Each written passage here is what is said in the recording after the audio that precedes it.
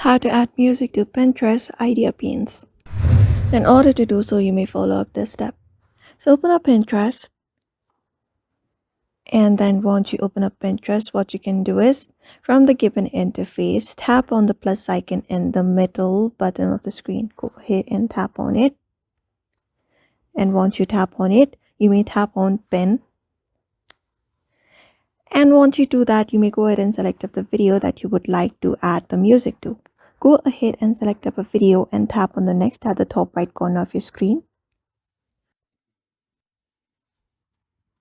And once you've selected the video, in the bottom of the video, you should be finding music section. Go ahead and tap on the music option. And after tapping on music option, you'll be given a bunch of songs option. You may search for the song that you prefer and tap on add button. Once you do that, you may select up, you may scroll to the section of the music that you would like to add on your video. And once that is done, you may tap on the done at the top right of your screen, and once that is done, your video will be added with music onto your pin. So that's it for now. You may follow up this method in order to do so. So I hope this video was helpful. Give it a thumbs up and subscribe for more tips and tutorials.